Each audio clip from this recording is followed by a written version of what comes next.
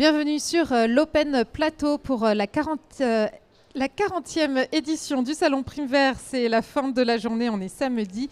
Et j'ai le plaisir de recevoir Thierry... pardon, voilà, je le disais, c'est la fin de la journée. Donc j'ai le plaisir de recevoir Tristan de chez Fakir. Merci beaucoup d'être avec nous. Bonsoir. Et Fabien de l'Âge de Fer. On va parler médias, on va parler presse, on va parler diffusion et finalement marchandisation ou pas de l'information. Et regroupement en collectif pour être un petit peu plus fort, un petit peu plus visible et représenter une presse qui défend des valeurs d'information. On va en discuter avec vous. Qui veut commencer ? Peut-être Tristan, présenter oui. Fakir. C'est moi qui commence. Oui, écoutez, moi du coup je suis directeur du journal Fakir. Pour ceux qui connaissent pas, alors voici la une. Je vais essayer de la montrer comme ça, voilà. Ça c'est notre dernière une. Bon, on a un nouveau numéro qui sort la semaine prochaine. On est un média du coup indépendant, basé à Amiens. On a été fondé en 99 par un certain François Ruffin. Et depuis 2022, du coup, François Ruffin, pour des raisons d'indépendance, à un moment donné, ça devenait compliqué de se dire indépendant avec un député en rédac chef. Du coup, on a décidé, d'un commun accord de scinder les choses. Et voilà. Et donc, on est un média indépendant. On fait également des livres. Donc, voici notre dernier ouvrage, La République des communes, et justement en lien avec les municipales. Donc, c'est un ouvrage où on va donner des bonnes initiatives de maires. On essaye, de donner des idées à des personnes qui pourraient se présenter. Donc voilà, on est un média indépendant, on essaye de donner la parole un maximum aux personnes qui sont peu représentées ou sous-représentées dans les médias mainstream. C'est-à-dire qu'on a 30 à 40% de population intermédiaire et d'ouvriers en France qui représentent une part infime du temps de parole à la télé. Donc nous, on essaye de contrer un peu ça, de faire la démarche inverse et d'aller donner la parole à ces gens-là. Donc sur des problématiques sociétaux et la ligne qui était tenue sur cette question-là, justement, comment, et je reviendrai juste après pour l'Âge de Fer, mais on arrive à trouver les lecteurs qui vont se reconnaître dans ces contenus-là, parce que tu le disais, c'est une parole qui n'est pas suffisamment mise en avant, et ça pose aussi la question de à qui on s'adresse finalement. Ouais, c'est un vrai débat, c'est un vrai sujet. C'est-à-dire que évidemment qu'on va essayer de s'adresser à un public, un public large. Je veux dire, on ne veut pas s'adresser qu'à un public populaire, mais on le sait bien, les personnes qui vont lire la presse et surtout la presse de gauche indépendante, ça va être plutôt des catégories socio-professionnelles un peu plus élevées. On va dire des profs, des universitaires, etc. Et donc c'est un vrai problème de comment est-ce qu'on fait pour essayer de non seulement aller rencontrer les personnes populaires. Alors ça déjà c'est un truc, j'ai l'impression, il y a quasiment que Fakir qui fait ça, qui va dans un bistrot. Nous nos journalistes ils vont dans des bistrots, dans des PMU et ils essayent de parler aux gens. On a fait un numéro sur le RN, le numéro s'appelait Où est passée la gauche, parce qu'en fait on allait dans des petits bistrots, dans des petites communes et on se rend compte que les gens, ils votent RN, mais en fait, parce qu'ils sont dépassés. Il y a Loumière-Laprès qui est pas loin, mais on est vraiment un peu sur les mêmes thématiques. Et donc, en fait, aller les rencontrer, ces personnes-là, leur parler de Fakir, c'est un travail de fourmi. Mais quand on leur parle de Fakir, de notre boulot, de ce qu'on fait, ils disent « Ah, mais je connaissais pas ton journal, mais c'est génial, je vais l'acheter, etc. » Mais ça reste un travail de fourmi. La vraie question, c'est comment est-ce qu'on touche un maximum de gens d'une manière... on a lancé un site internet, ça aide, mais c'est pas encore ça. Ouais. C'est un long travail d'interconnaissance et puis de création de liens de maillage sur le territoire. Et donc, Fabien, pour l'Âge de Fer, est-ce que tu peux nous présenter le journal ? Le journal, oui, l'Âge de Fer, donc F-A-I-R-E et non pas F-E-R. Même s'il y a des gens qui l'orthographient encore FER souvent quand ils veulent s'abonner. C'est un mensuel indépendant, donc sans publicité. Alors nous, on est distribué plutôt dans des magasins bio, des Biocoop, des chaînes de magasins ou des indépendants. Il y a des AMAP qui nous distribuent, des associations, des cinémas indépendants, etc. Et on est quand même en kiosque uniquement sur les villes de Lyon, Toulon et Marseille. Parce que dans les grandes villes, c'est quand même compliqué de trouver le journal. L'Âge de Fer, il a 20 ans. Nous, la différence avec d'autres médias indépendants de la galaxie, on va dire, un petit peu comme Fakir et Silence, La Brèche, etc., c'est qu'on est en entreprise. Nous, on est en société coopérative. Mais voilà, c'est une entreprise et on est 7 salariés dans l'entreprise. Donc Fakir, vous embauchez vous aussi des personnes. Je dis ça parce qu'il y a beaucoup de titres, c'est des associations, mais pour beaucoup, il n'y a pas d'embauche en fait. C'est un peu la démerde, on va dire, si je peux me permettre l'expression. La démerde et puis des petits contrats de temps en temps, etc. C'est difficile. Nous, c'est vrai on joue un peu de l'histoire du journal et de cette diffusion un peu alternative qui fait qu'il y avait un grand nombre de journaux vendus et que ça permet donc de payer 7 salaires. Voilà. Donc le modèle économique, c'est la vente des journaux à l'unité, c'est la vente des abonnements, enfin c'est les abonnements, et la subvention du ministère de la Culture aussi, de soutien à la presse. Et encore une fois, ce qui est un peu nouveau depuis quelques années, c'est les dons. C'est vrai qu'on fait pas mal de choses sur Internet en gratuit. On présente un peu des archives, des choses comme ça, et on fait, on dit, voilà, vous venez consulter gratuitement sur le site, faites-nous un don. Ça rentre dans le modèle économique depuis quelques années. On le voit aujourd'hui, la presse indépendante, en tout cas, il y a une communication qui est faite à cet endroit-là de dire c'est compliqué de trouver des modèles qui soient pérennes, qui soient robustes, qui puissent traverser et continuer à faire une presse de qualité. Chez Fakir, comment est-ce que vous arrivez à vous positionner et trouver un modèle économique qui permette de voir les années arriver ? Ouais, c'est compliqué pour toute la presse indépendante, je pense. Nous, comme le disait Fabien, on est une association. Il s'était posé la question à un moment donné de faire une SCOP. Mais en fait, le modèle association est pour nous un peu entre guillemets vital parce qu'on a une centaine de bénévoles à travers la France qui nous aident justement à faire vivre le titre, à le diffuser, à être sur des salons comme celui de Prime Vert. On a des bénévoles qui sont là aujourd'hui. Et donc si on n'était plus une association, on n'aurait plus le droit d'avoir ces bénévoles-là. Et forcément que ça aide d'avoir tout ce réseau-là. Après, effectivement, comme le disait Fabien, on a les aides à la presse, on a la commission, la CPPAP qui fait qu'on a des envois un peu moins chers. Mais ceci étant dit, avec le kiosque, nous on est présent en kiosque. Et depuis quelques années, depuis 2022, si je ne dis pas de bêtises, le groupe Lagardère est devenu majoritaire au sein des relais kiosques. Et le groupe Lagardère aujourd'hui c'est Bolloré.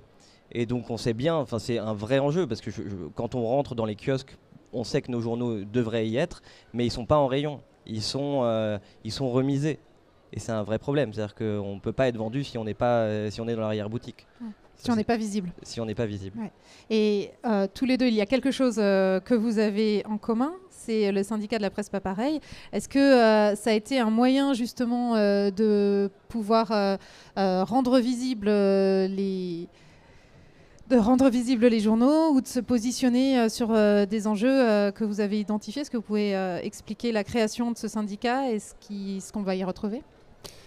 Oui, le syndicat de la presse pas pareil, il est né de rencontres initiées par le journal Mouais. Donc c'est un journal qui est basé sur Nice, qui depuis là un mois est passé en diffusion nationale en kiosque et en papier journal. Avant c'était plus en format magazine. Et par rapport à la carte, alors je ne sais pas si on voit cette carte, c'est la carte de la presse pas pareil. Donc nous on édite à l'âge de fer depuis quelques années, qui regroupe vraiment la presse indépendante en France. Presse écrite, donc aussi bien sur internet que en papier, donc c'est des journaux papier ou des sites, sites comme Reporter, Basta, journaux comme Politis, donc Fakir, L'Empaillé dans le Sud-Ouest, voilà, il y en a, vous voyez tout ce qu'il y a sur la carte. Et donc le journal Mouais, en se servant de cette carte, ils ont appelé pas mal de gens qu'ils aimaient bien, dont ils aimaient bien le travail, et ils ont dit on se voit à Nice et on se réunit, on essaye de faire des choses ensemble, d'être un peu plus fort, et donc on a monté le syndicat, ça c'est le petit logo aussi du syndicat. Je ne sais pas quelle caméra, voilà. Vous pouvez aller sur le site du syndicat de la presse pas pareil, vous abonner à des titres. Et si je retourne, voilà, il y a plein de logos, voilà, vous pouvez aller voir. Et oui, ensemble on est plus fort, quoi. C'est toujours le mot. C'est plein de titres vraiment, différents. Il y a de la presse satirique, il y a du trimestriel, il y a un journal, il y a du quotidien, vraiment plusieurs formes différentes. Je vais y arriver. Des radios. Site internet un petit peu.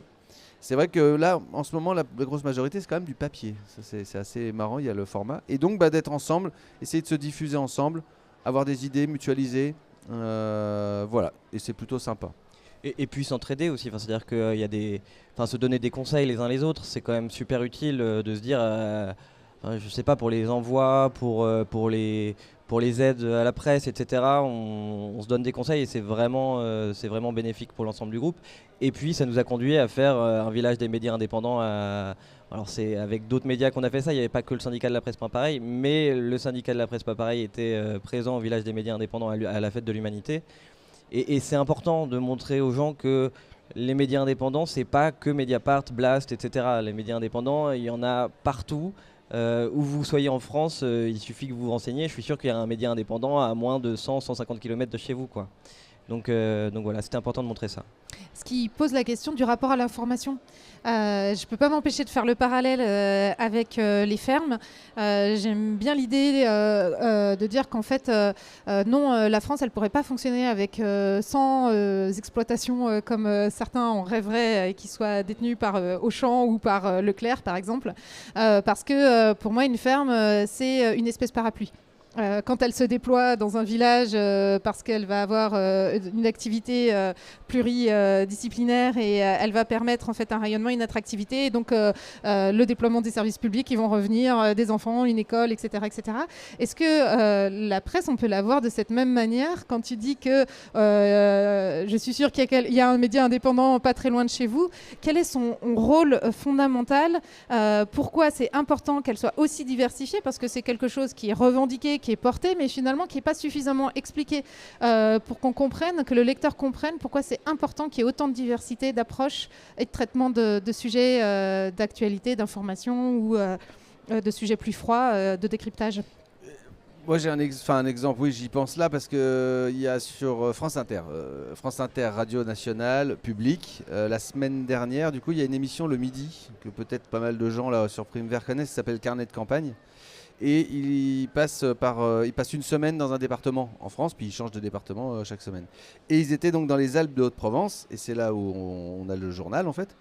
Donc ils ont fait un sujet sur nous, il y a eu une interview de ma collègue Lisa qui est journaliste dans l'équipe.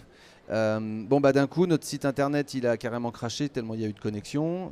Derrière on a beaucoup d'abonnements, etc. Et je dis ça parce que c'est un peu mon credo et le truc qui m'énerve le plus en fait, c'est que si ça fonctionnait un petit peu normalement, les médias notamment publics, France Inter, France Culture, France Info, pourquoi ils parlent pas de nous en fait? De nous, c'est notamment tous les journaux qui sont dans le syndicat de la presse pas pareil, et même un peu les gros qui sont sur internet, je veux dire Basta, Street Press, bon, on en parle de temps en temps, mais peu en fait. Et dans les revues de presse, alors dans les revues de presse d'Europe 1, RTL, c'est des radios privées, ma foi, qui parlent pas de nous, tant pis, c'est un choix et on le sait.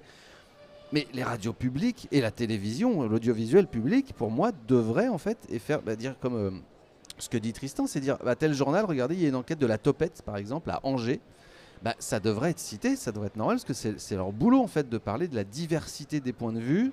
Voilà, et c'est jamais fait. Et quand ça arrive, comme je disais, donc l'émission, la Carnet de campagne, d'un coup les gens ils se disent ah oui, il y a ce journal qui existe et tout, et on a des gens, ils s'abonnent comme ça, en 2 heures, ils vont sur le site, ils regardent, ça leur plaît, ils s'abonnent. Donc il y a un potentiel énorme. Fakir pourrait avoir 2 fois plus d'abonnés qui je ne le connaisse pas aujourd'hui. L'âge de fer, c'est pareil. Donc ça voilà, moi ça m'énerve un petit peu. La visibilité, elle n'est pas donnée par des médias publics donc, qui devraient le faire, quoi. Oui, et puis sur l'importance d'avoir une presse, pour revenir sur ta métaphore, c'est clair que de toute façon, il faut le savoir, le métier de journaliste, c'est pas un métier objectif. La presse, le journalisme objectif n'existe pas. Je veux dire, ça c'est quelque chose qu'il faut répéter, parce que quand on regarde les médias mainstream, tu parles de France Info, mais ils sont vraiment dans cette espèce de mythe où ils seraient, eux, neutres, etc. Neutre qui veut dire à peu près macroniste aujourd'hui, mais en fait, ça va là où le pouvoir est. Ils sont macronistes aujourd'hui, si demain c'est le RN, ils seront RN. Je veux dire, c'est relativement logique. Mais ce que je veux dire, c'est que du coup, cette subjectivité qu'on a, c'est notre ligne édito, on l'assume, et chaque média indépendant la fait vivre sa subjectivité. Et c'est pour ça que c'est extrêmement important pour la démocratie et puis pour la bonne information de nous tous, citoyens, quoi. Tu veux dire qu'on a conscience des biais par lesquels on s'exprime? Oui, oui, évidemment, il faut avoir conscience des biais par lesquels on s'exprime. Et si on n'en a pas conscience, on se met le doigt dans l'œil et du coup, on ne peut pas faire un travail de qualité. Et pour revenir à cette question de visibilité, par exemple, qui pourrait être donnée par des médias qui ont une certaine audience, il y a cette idée que parce que ce seraient des petits médias, ils seraient moins performants, moins légitimes à s'exprimer ou moins sérieux. Qu'est-ce qui fait que on n'a pas cette visibilité-là ? Moi j'ai envie de dire il y a aussi une perte de la curiosité quoi. En fait, il y a énormément de gens qui sont curieux. Et je pense par exemple là sur le salon hier, il y a un monsieur qui passe qui est abonné donc à l'Âge de Fer, à notre journal. Et j'aime bien 80% de votre journal, vraiment. Puis les 20%, des fois, voilà, je suis pas d'accord, mais c'est pas grave. C'est pas grave parce que les 80%, vraiment, je les trouve absolument super. Les 80% de rédaction, d'articles que vous faites. 20%, je suis pas d'accord. C'est pour ça que nous, il y a un courrier des lecteurs. On a un courrier des lecteurs. C'est vrai que nous, sur notre site internet, il y a notre numéro de téléphone aussi. Les gens nous appellent. Ils sont contents d'avoir quelqu'un au téléphone. Pas une IA, pas un bureau de service client qui est à je ne sais où. Je sais pas, il y a un lien pourtant assez direct qu'on a, je pense, dans la presse indépendante avec le public. Et du coup, je trouve, ouais, c'est ça, il y a des fois une perte de curiosité sur les sujets. Et nous, quelque part, oui, on peut traiter tous les sujets. Alors, ça peut paraître des fois peut-être prétentieux, mais en fait, ça l'est. Je veux dire, la téléphonie mobile, par exemple, nous, on en parle pas mal de la 5G. Il y a un problème avec la 5G. On nous installe des antennes absolument partout, mais il n'y a pas d'étude d'impact. Maintenant, l'impact, c'est société à impact. C'est un truc chouette. Mais en fait, l'impact sur la santé des antennes 5G, c'est pas être parano, c'est pas être complotiste d'en parler. C'est juste, parlons-en. Mais en fait, les 9 milliardaires qui détiennent un petit peu la presse et les médias en France, il y en a quand même 3, c'est les opérateurs de téléphonie. Donc forcément, ils vont pas trop parler de la 5G. Ils vont pas remettre en cause le modèle tout le monde avec un smartphone, tout le monde avec une voiture électrique, tout le monde avec un frigo connecté, tout le monde avec... Et nous, des fois, on dit juste, non, en fait, on n'est pas obligé. Critiquons. On peut ne pas être d'accord, etc. Mais je crois qu'on a une plus grande liberté de ton. Est-ce que ça fait peur? Est-ce que je sais pas, c'est toujours étonnant. Ouais, je me rappelle même plus de la question tellement il a parlé. Ah ouais? Non, j'évoquais la question de la légitimité et par-dessus, c'est-à-dire le jugement de valeur en fait, de dévaloriser des autres médias ouais, de la part des autres médias. Mais dans ce que tu expliques aussi, ce serait peut-être... je vais peut-être attendre que... La question qui vient derrière ça, c'est aussi, finalement, tu es en train d'évoquer l'idée qu'il n'y a pas de crainte de perdre des auditeurs parce qu'on ne serait pas consensuel ou parce qu'on est très ancré sur un territoire à un moment donné. On peut s'exprimer sur divers sujets parce qu'on a une connaissance de notre terroir. Je ne sais pas comment le formaliser. Ouais, je sais pas. Je sais pas si... Sans doute. Après, ce qui est certain, c'est que c'est très important d'avoir de la presse indépendante qui est décentralisée de Paris. Alors, j'ai aucun problème avec les médias indépendants à Paris. Au contraire, on fait des choses ensemble et ça se passe très bien. Mais c'est vrai qu'être en dehors de Paris, c'est aussi un problème pour recruter. Parce que nous, on est finalement à 1 heure de train de Paris à Amiens. Et il faut trouver des journalistes formés, etc., qui acceptent de venir à Amiens, soit de prendre le train tous les jours, soit de venir vivre à Amiens. Mais pour nous, ça reste quelque chose d'intéressant. Et ensuite, de partir en enquête dans toute la France. Mais c'est vrai que de la part des grands médias, je sais pas, je pense que c'est surtout qu'ils sont... Enfin, c'est le temps du journaliste de Bourdieu, on en revient là. Hein. Et à un moment donné, il n'y a pas le temps. On est dans l'immédiateté et c'est tout. Et donc, une enquête au long cours, il y a plus que deux journaux d'enquête sur le service public et puis celui de Canal+, bon, il a été squeezé. Enfin, il n'y a pas le temps, ça coûte trop d'argent et puis voilà, ça dérange peut-être, je sais pas, j'en sais rien, mais en tout cas, voilà, c'est l'immédiateté du journaliste qui fait que aller chercher ce que fait Fakir ou ce que font tous les médias indépendants, c'est du temps qu'on n'a pas quand on est enfin voilà, on a un contrat précaire dans un média mainstream, on peut pas faire ce travail-là. Donc le nerf de la guerre, on en revient toujours là, c'est l'argent et c'est le financement. Et on va arriver au terme de nos échanges. Si vous aviez un souhait ou au contraire quelque chose dont vous êtes assez fier et que vous auriez envie de porter et de rendre un petit peu plus lisible. Oui, moi j'ai un souhait, c'est une proposition de loi que le sénateur Fabien Gay, qui est aussi directeur du journal L'Huma, va déposer. Donc il y a une pétition, si vous voulez aller signer cette pétition pour ce projet de loi. Ce serait de taxer à hauteur de 1% toutes les publicités dans les médias, télé, journaux, papier et journaux radio. De façon à financer la presse indépendante. Ça pourrait rapporter, je crois, 220 millions d'euros. Je dis ça de tête, mais c'est quelque chose comme ça. Ce serait gigantesque. Et si ça passait, ça nous aiderait un petit peu. Ouais. De manière détournée, ça marche un peu pareil dans le cinéma, où on va taxer la place de cinéma de toutes sorties confondues pour financer le cinéma français. Complètement. C'est vrai. Et moi, je ferai un petit focus. Enfin, du coup, parler un peu boutique, mais l'âge de fer, on a notre stand cette année donc à Primevère, et à côté, on fait un escape game qui est échappez-vous de l'enquête, et c'est de l'éducation aux médias.